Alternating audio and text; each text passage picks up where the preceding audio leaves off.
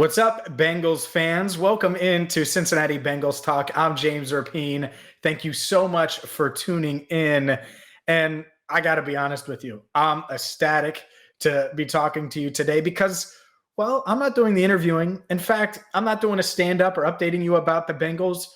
I'm introducing the newest member of our allbengals.com team and our team here at Cincinnati Bengals Talk. Lindsay Patterson is joining the team and is part of our team now, and you're probably familiar with her work. She's covered the Bengals for various outlets over the past decade, and we're ecstatic to have her because what she's going to do for you is bring you content that you can't get anywhere else, bring you interviews that you're not going to get anywhere else, starting right now, starting today, where Lindsay sits down and talks with Bengals legend, a guy who had plenty of big moments in the Battle of Ohio. TJ Houshmandzadeh. They discussed Jamar Chase. They discussed Joe Burrow and so much more. So without further ado, that's enough of me.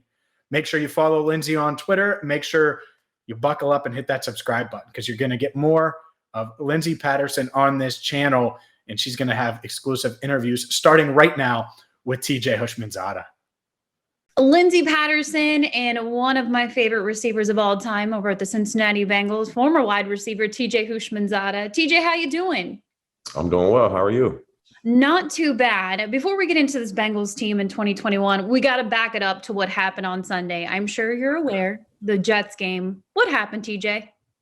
Man, that shocked me. It really did, considering you beat Baltimore in Baltimore the way you beat them.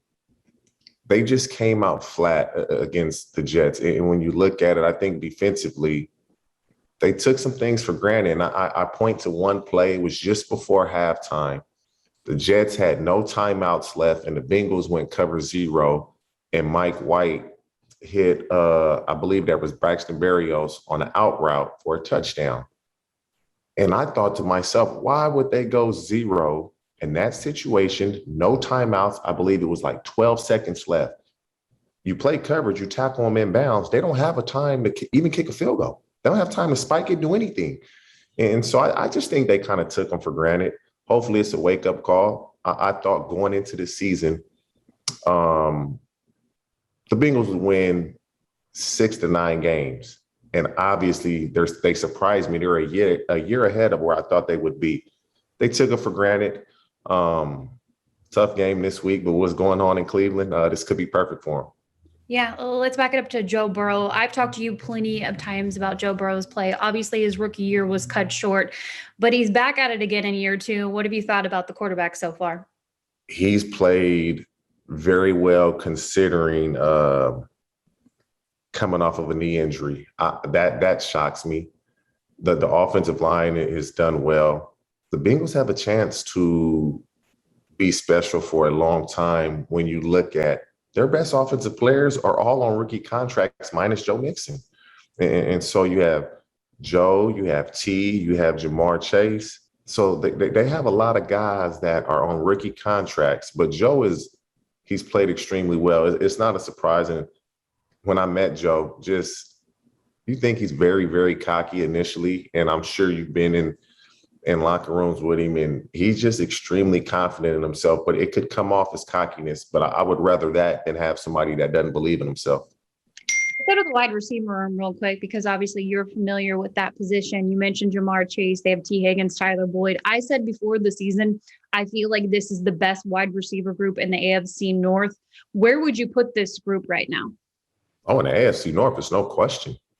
That's not even a topic of conversation or debate. If you ask me, Pittsburgh can compete because I believe Chase Claypool can really play. Deontay Johnson can play. Juju's hurt, so that kind of eliminates him. Cleveland, they have the names, but I believe they're not utilized the way they should be. And in Baltimore, that's just not the type of football that they play. And so the Bengals, they got a good problem on their hands. They really do. It's like Tyler Boyd last year was a lead receiver, and he's kind of taken a back seat, so to speak, this year. Jamar early on getting 100 yards pretty much, it seemed like every game. Didn't have as many yards this week. T. Higgins gets almost 100 yards. Oh, it's not close when you talk the division.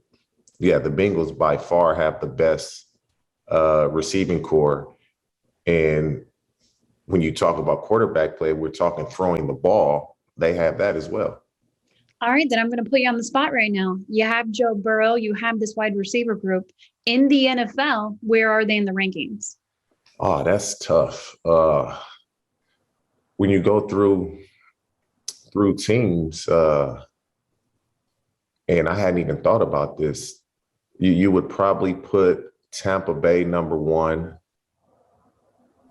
Outside of that, I mean, I can't think of a team that has the collective group of receivers outside of Tampa Bay, like what the Bengals have, especially a good team. You could say the Chiefs, but it's really just Travis Kelce and Tyreek Hill. But when you just say receivers, it would just have to be Tampa Bay, and probably the Bengals would be the second best, I guess you call it, trio of receivers in the league. Jamar Chase, what a special talent. I was one of those people who said they needed to draft Jamar Chase. It was a pretty hot topic nationally and in Cincinnati. I feel like it was right down the middle.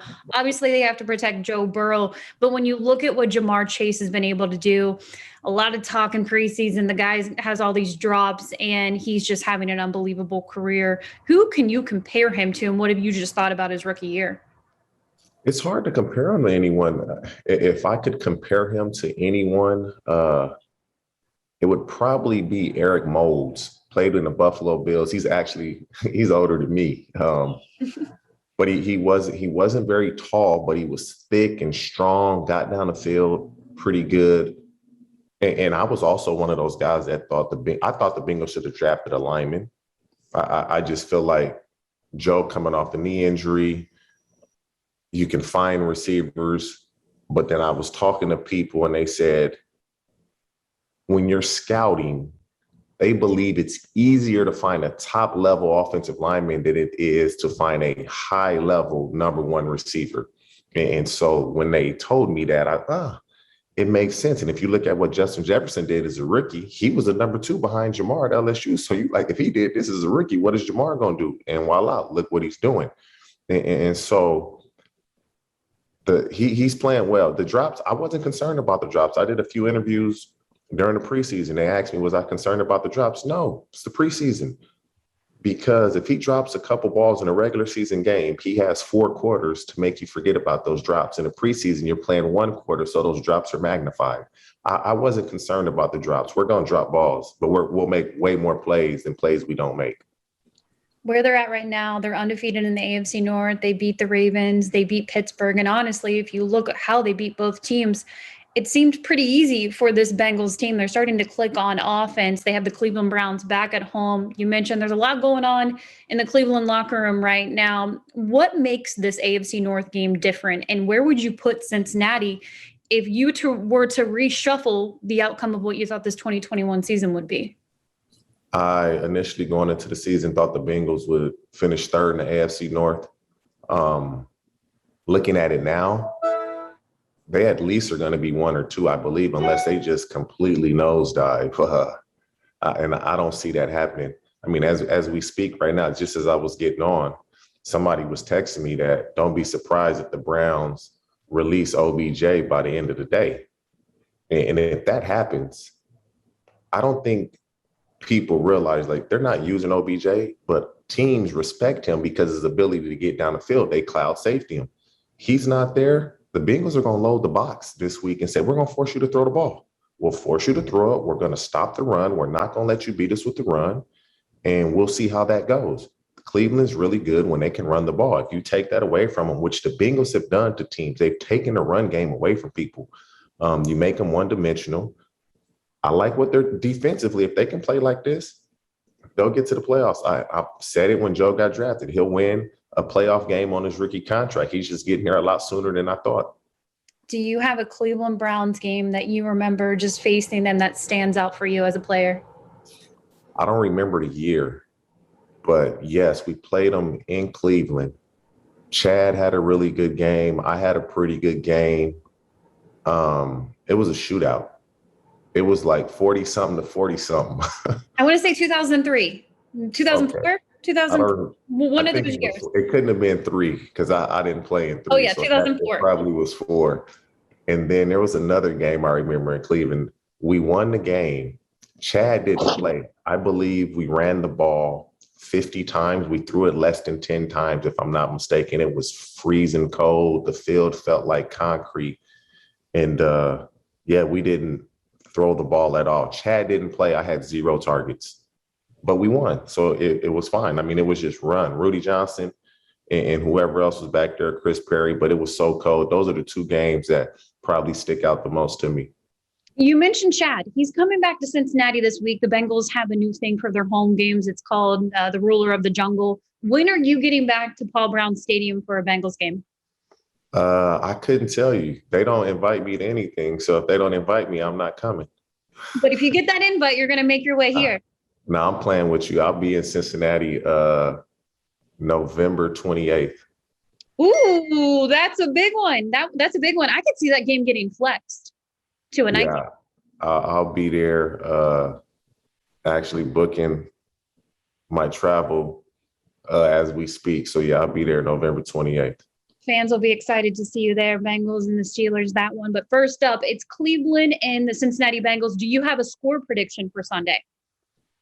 I honestly believe the Bengals will win. I'll say I actually picked them. I do a podcast, so I'm not just being a homer. I actually picked them to win, and I'm going to pick them to win in the other podcast I do tomorrow.